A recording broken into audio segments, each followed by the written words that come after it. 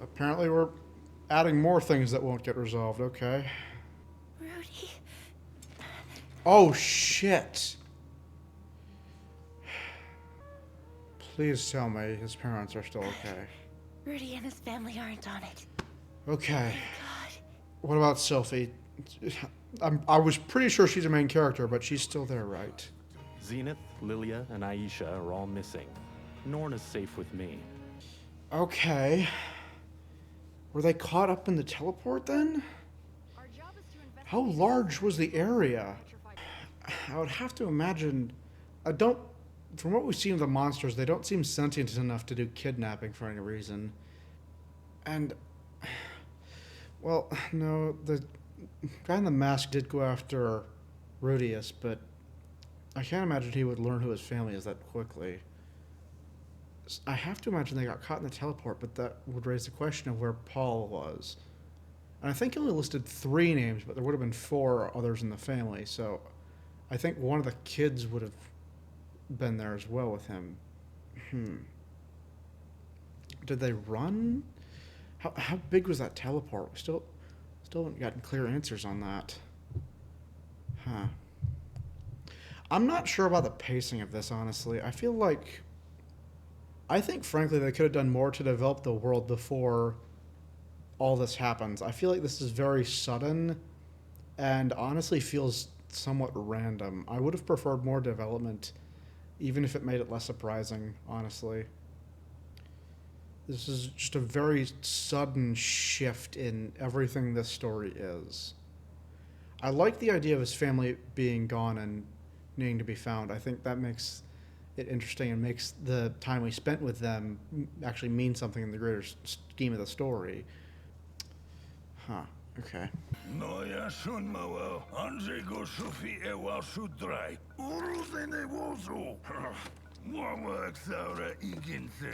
What's the point of watching it dubbed?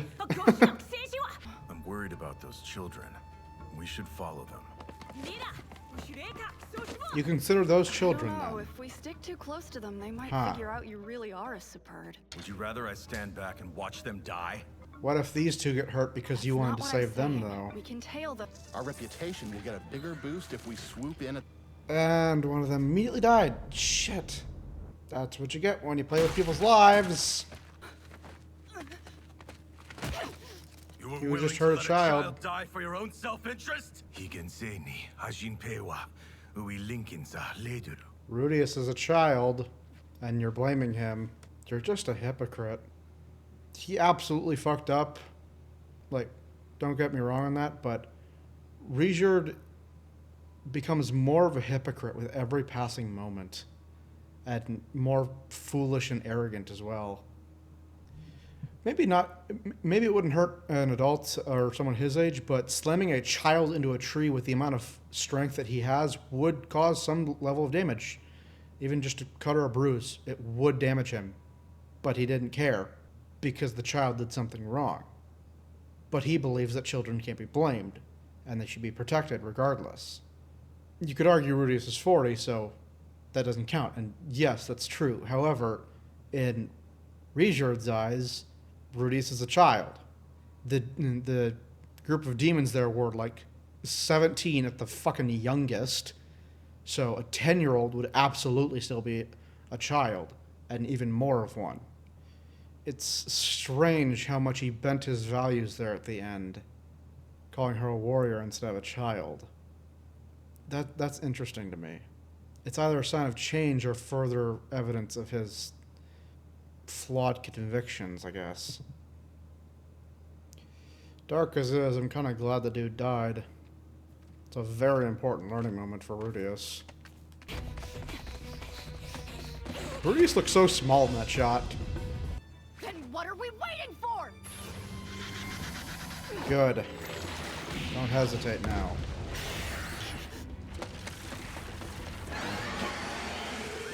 If Rudius can focus on healing the guy, he might have a chance. And I think these 2 can probably take this thing alone.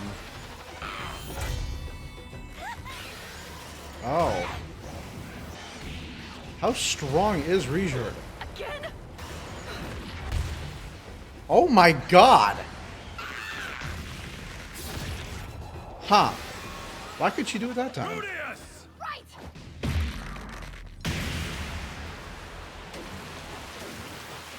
That was pretty sweet. I hope we get more fight scenes if they can be like that, but longer. Especially the era sequences. I feel like the animation budget goes up anytime she's on screen. I have to get Eris home safe no matter what. For her, I'll flood this whole city. Literally? For someone who is critical of Ruijerd, this is far worse. Even if we have to betray Ruijerd. Ruijerd, okay.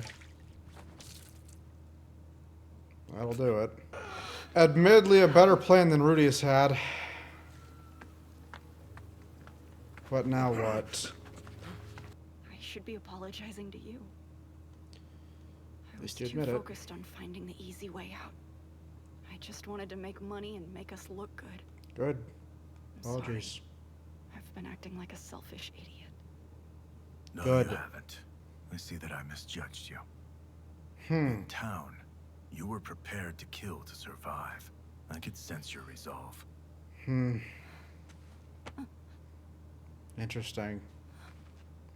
He's been horrified every time someone's died. There's no shame in being So that's desperate to try to protect something. Very interesting. But I've treated you like a child.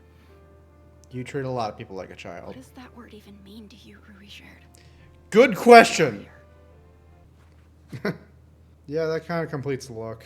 Hey, look! Now we match! Sure. I was too controlling, and that contributed to my failures.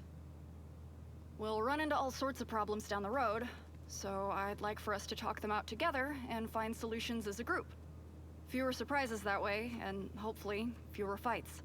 Sound good? Good. All right. He still has a lot of growing to do, but that is a good first step. I mean, it's the first step that he only needed to take because of this group, but it is the first step. I feel like a lot of his actual steps need to be taken once he gets back home, but we can worry about that later. Huh. It's interesting how much better he is. Because she was pretty damn good when fighting against the Beast Woman. Of course. Based Ruijerd. Huh. Where'd they get the lizard? Also, why is that literally the thing Obi-Wan rides in Revenge of the Sith? Oh, you want to leave now? Okay. Okay, that's end of part one, I guess. That was not... Okay. This is the cliffhanger then, right? Gotta be. This will be interesting. Why call it Season 2? I have to assume that's a mistranslation. I've never heard a single person refer to Season 2 as the second half of Season 1. Okay, so far... I just don't have the time to finish Season 1 right now. I'll get back to it later on. But, so, because of that, I have to kind of do my closing thoughts on this now. Due to the fact that I had so much commentary throughout these will probably be the longest reactions I do with the fewest amount of episodes in each one. One or the other, or both of those. Either they'll be the longest, they'll have the fewest amount of episodes, or they'll be both. Which I think indicates a lot of not necessarily positive things. I think a lot of the elements are negative. I had a lot to criticize in terms of the messaging of the show. I think the fact that I'm such a huge fan of ReZero makes this a lot more difficult to watch, because I think a lot of what made ReZero so good and impactful and memorable and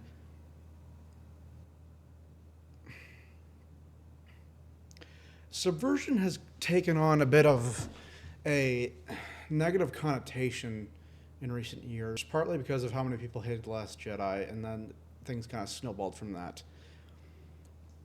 And it's kind of just used as a catch-all for something that doesn't conform to genre conventions, is dark, and people like it. So it's kind of just a catch-all for what makes something good. So I don't like really using that term, either positively or negatively. Especially because I think a lot of what makes traditionally subversive stories that are praised, good isn't the subversive nature. Madoka Magica and ReZero are not good because they're subversive. They're good because they're good. The reason ReZero's subversion works isn't because it's subversion. It's because the main character expects isekai tropes, and then they're subverted. That allows for a far more interesting character development than a lot of isekai offer. On top of the development that a lot of isekai should be offering, with the tragedy of him realizing that he'll never be able to meet his parents again. That moment of genuine grief from him is a meaningful moment that could happen in any isekai. ReZero is just the one that chooses to do it. That's not a subversion. That's just what the genre should have done from the first place. The subversion comes from him knowing about the tropes, which is a subversion of subversion. Shield Hero, Tanya, and Overlord are all subversions in their own ways. None of them subscribe to the idea of the main character expecting certain tropes that those three still have. All three of those main characters are still very overpowered. It just tells the story in a different way. Ainz is completely evil. Tanya is, one, a gender swap, and two, completely evil. Shield Hero makes him suffer way more early on, and makes him a way darker character than most isekai bother with. But ReZero uses the fact that it's an isekai to make Subaru expect that he will be overpowered, which influences most of his development through the first season. Him expecting to be the hero inspires the hero complex that he has until episode 18. I should say until episode 14, actually, because then he feels like a hero up to that point, but then he watches an absolute failure. That's a major element that this show does not have. Rudius has not experienced true, unadulterated, brutal failure.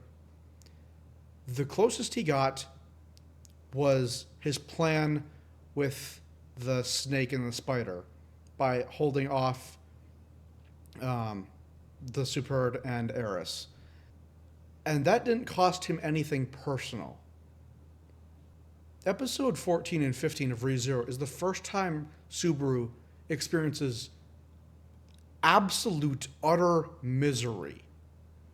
Emilia and Rem are the only major characters who had died at any point up until then, and the only other time Rem had died, Subaru hadn't cared about her yet. Now, he watches the entire village that he came to love burn down. He sees a bunch of children's corpses. He sees Petra's eyes gouged out. Rem and Rom are dead. And he sees evidence that suggests Emilia died. That is a crushing amount of loss. And it's all extremely personal and affected by his major character flaw, which is his hero complex. He believed that he could set everything right. In theory, he's accurate about that. He just didn't understand that the only way he can set things right is if he has the means to do that in his current life. Return by Death wasn't a guaranteed catch-all to save everyone. He actually had to do the work despite Return by Death's ability. Rudius's main flaws right now are not his hero complex or his arrogance. It's his perversion. And that has not been punished genuinely a single time. A couple slaps and punches, especially in anime, coming from a tsundere character to the main character, is not genuine punishment. He steals a woman's panties. No one complains about it. His dad basically praises him for it. His maid is totally fine with it and sends them to him as a present when he forgets them. When he gropes a girl, she says they'll get married when they're of age. Like, this is subversion in the fact that it's a more developed isekai with more complex characters. However, it's still strongly subscribing to the standard conventions of the genre with harems, and an overpowered main character who gets along with everyone with almost no effort. I think that's kind of my biggest issue so far. It has taken him almost zero effort to get Eris to allow him to grope her, and Eris to suggest they marry when they're older. Roxy likes him a lot and was seemingly fine, or at least allowed him a pass when she caught him multiple times sneaking glances at her when she was naked and stealing her panties. Sylphiette is the only one he hasn't explicitly done bad things to with the intent of doing a bad thing to her. The only time he really screwed up with her was stripping her, and that was technically not something he was planning on doing in a sexual manner. He thought she was he. That's still very questionable behavior from a 40-year-old man. However, Rudius needs to grow as a person, and he needs to feel punishment. He needs to feel like he has done things wrong.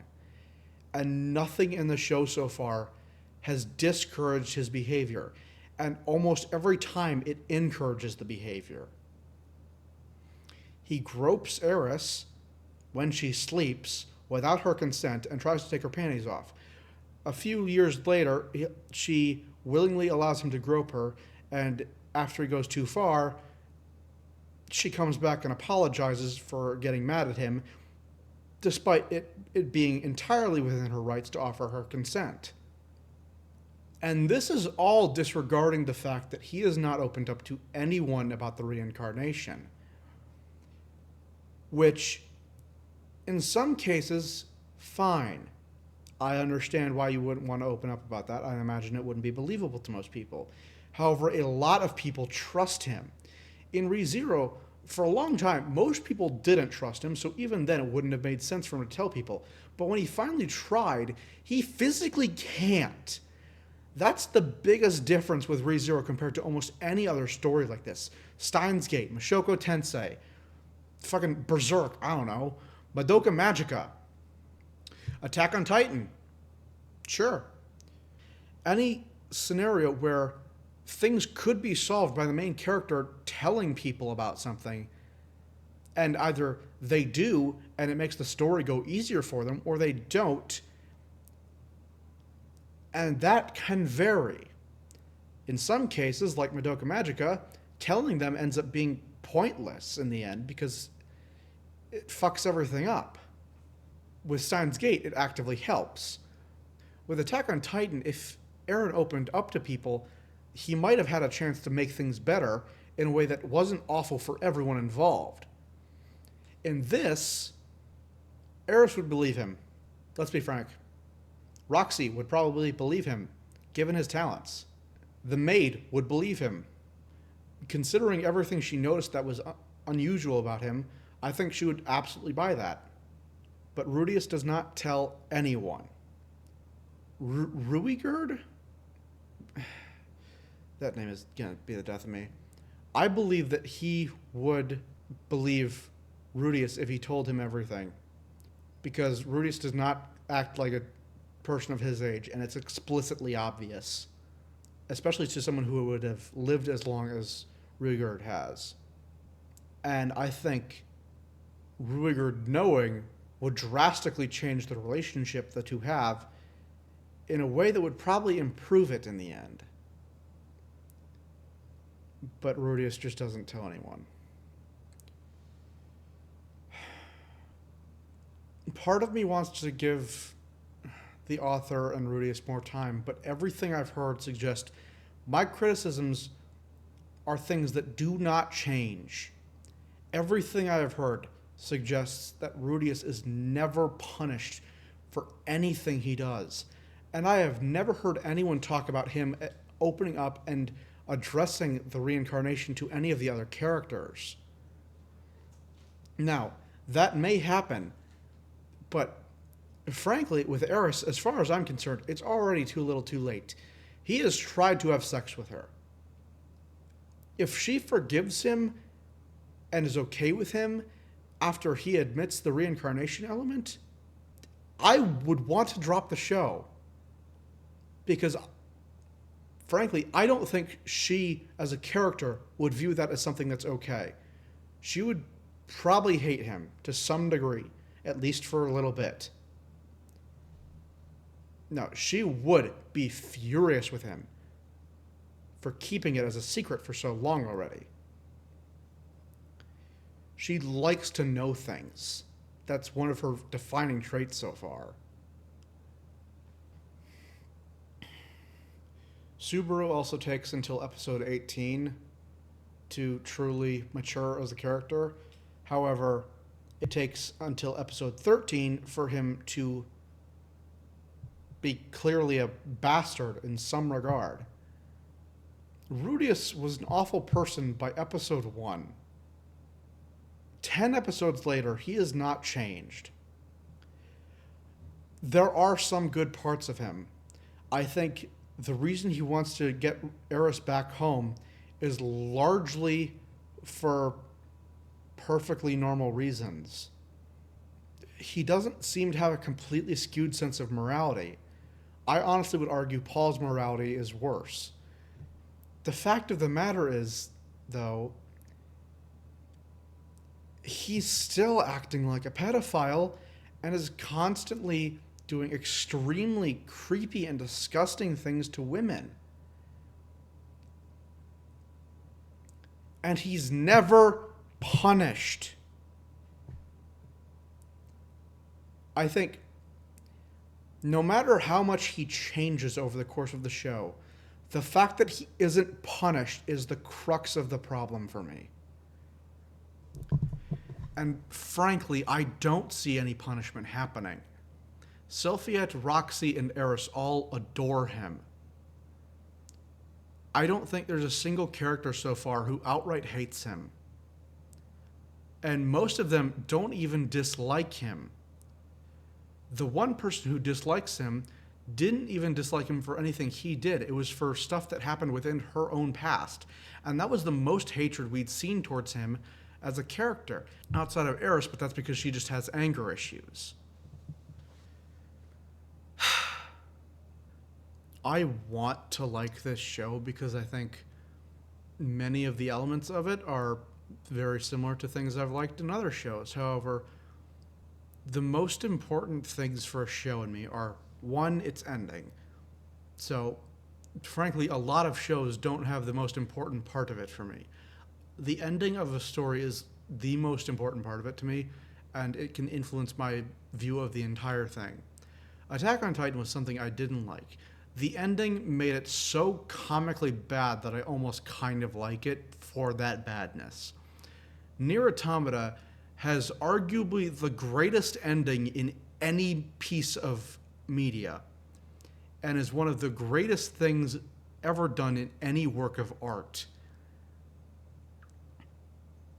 And it's probably one of my favorite stories of all time. Code Geass has one of the greatest endings ever written, and I absolutely adore the show. The ending is something that's supposed to be the crux of everything in a story, so it should be great. What I've heard of this is not what I'd consider great. And the other element, aside from the ending, that I think is often the most important part of a good story is the characters. I think the Superd is interesting. I think he needs more development for me, but he's not off to a terrible start. I think Eris is too shallow so far. She is written like a tsundere in any harem anime. The only real difference is that she expresses interest in things outside of Rudius. And even then, it's extremely shallow for the most part. She likes bugs, she likes plants, she likes weird nature things, she likes fighting. That's not a whole lot of character outside of that. Sylphiette and Roxy barely exist outside of the concept of Rudius as a character. we have barely seen those two function without him. I don't think they've had a single scene where Rudius is not mentioned. And I get it. The main character is something that the show is supposed to be driven around. But there's that, and then there's a character's entire identity focusing on the main character. That's literally an element of ReZero. Like, I don't know. Maybe it's not fair to judge the show so harshly this early, but I feel like I should have seen something in some of these characters by now. And I don't know if I should more blame the pacing or the story itself, because I think throwing the wrench into things with episode 8 teleporting them out and all that, I think that happened too early. I think all three of the female leads should have gotten more development, especially outside of just being with Rudius. I think they needed scenes without him that don't even mention him. At least one for each one of them.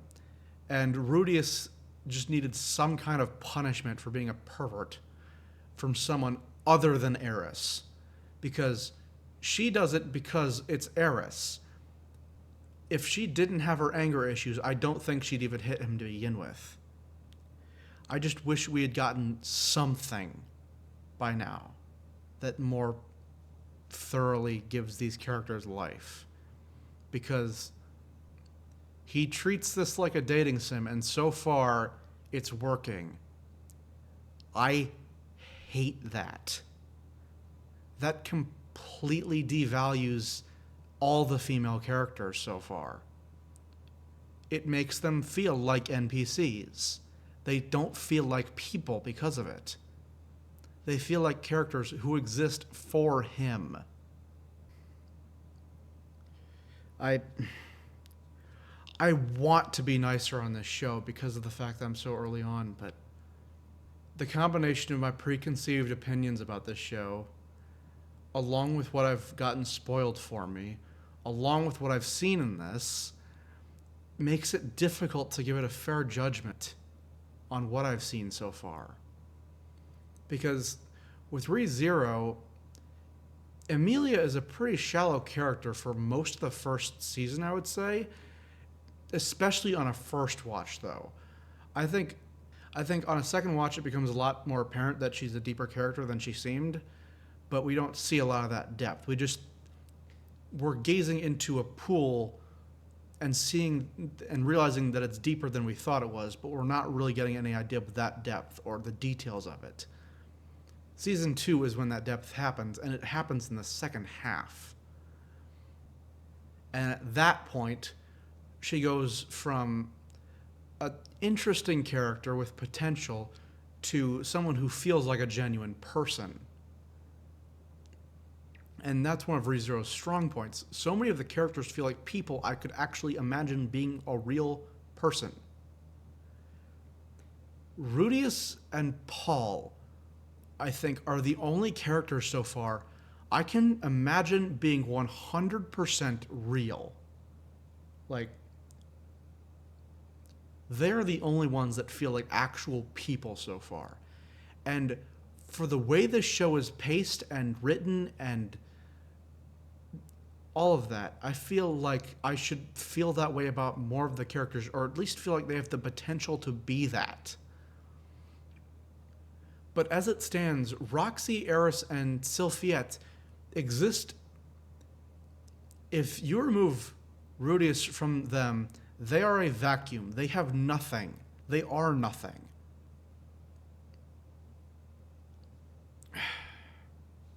But I want to give this show a fair shot because I do like the magic. I like the animation and the art direction of this show. I like the music in the earlier episodes. I feel like I haven't noticed much of it later on. I think the voice cast is pretty solid. I think there are a few performances that I find a little stiff. I think Paul wasn't the strongest so far. Um, I've been impressed with Rudius's speaking voice actor.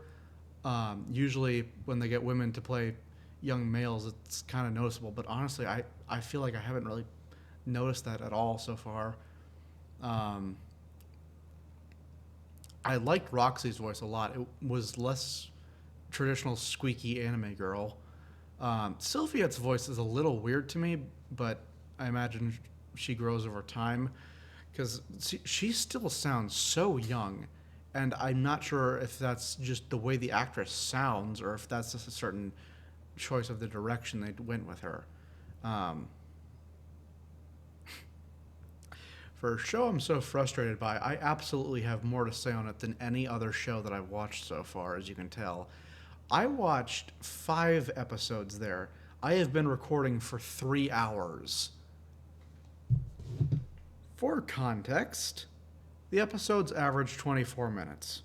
So we times that by 5, divide by 6, that is 2 hours. I have spent an hour talking about this show.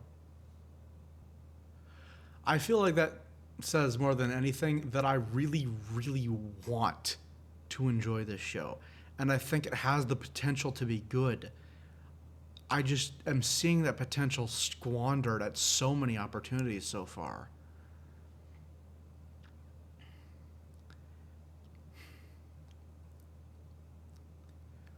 The fact that the show gets so compared to ReZero within the communities makes it hard for me to not do that. And the similar nature of the story and the structure makes it hard to not do that even without the fandom coming in to compare them. So in some ways I feel like this show may have been doomed from the start with me simply because of that fact.